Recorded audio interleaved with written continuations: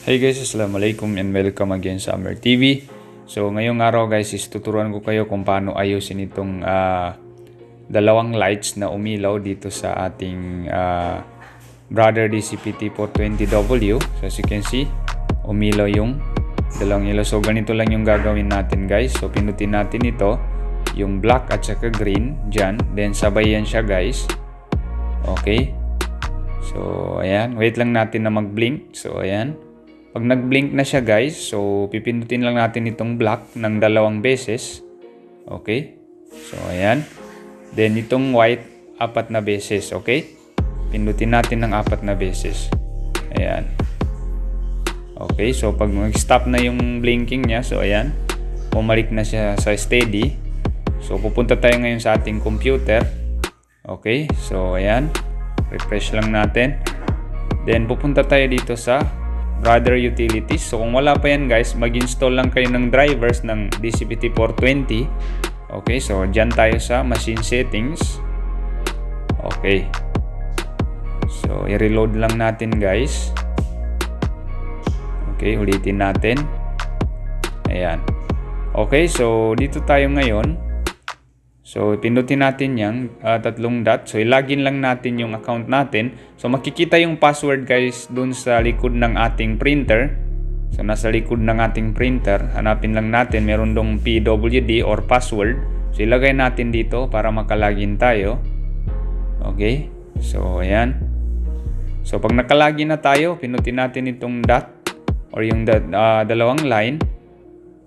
Ayan. So pupunta tayo dito sa administrator. Ayan. Administrator, then remote panel. Okay, so ayan, remote panel.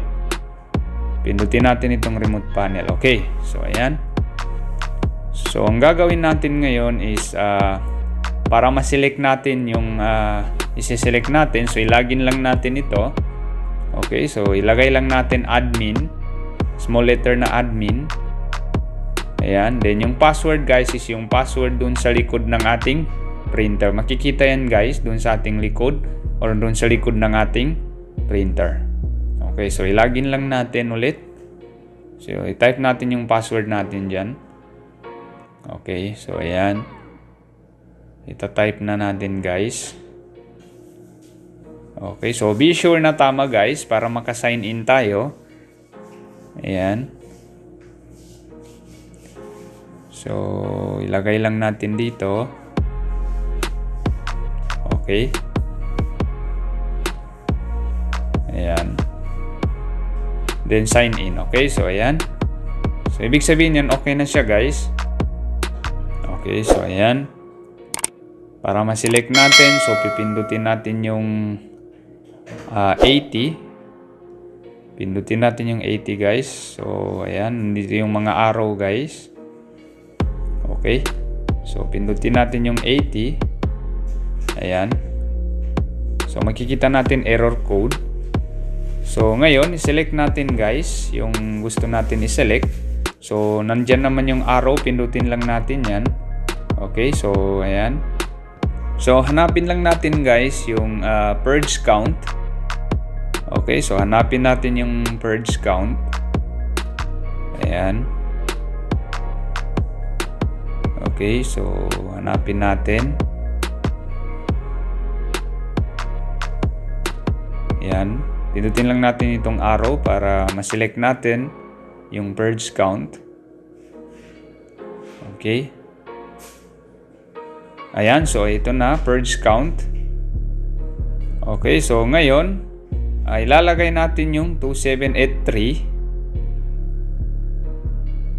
Okay, so ilagay natin dito. Dito sa may blanco.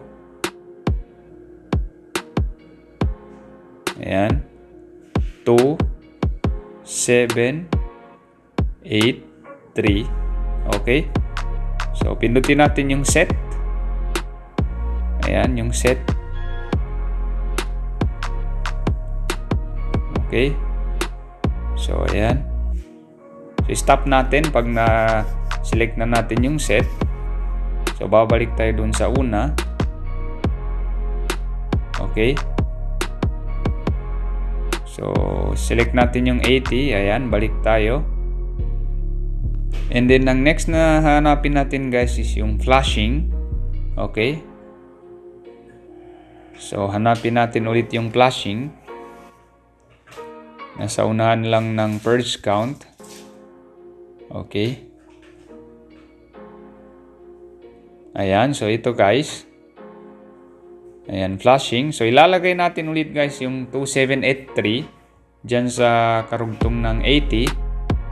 Kung may 80 or wala, ilagay lang natin 2783. Okay. So, clear lang natin. So, hindi siya ma-clear, di ba? So, ilagay lang natin 2783. Okay. So, ayan. Ilagay lang natin 2783. So, hindi pa rin siya ma-clear talaga. So, ilagay lang natin 2783. Okay, so ayan. So, pag nalagay na natin guys, 0 yung makikita natin. Ayan. So, stop lang natin. Then, ilalagay natin dito is yung 99. Ayan. So, okay na. Please wait. So, i-check natin ngayon. So, as you can see, ayan. Nawala na yung blinking niya guys. Or yung steady na red lights kanina. So, nawala na siya. So, back to normal na guys. So, ang gagawin natin, try natin siya i-print. So, ready to print na siya guys. Okay. So, ipa-print natin ngayon ito. So, check natin kung okay na ba. Kung makaprint na ba tayo. Okay. So, ayan.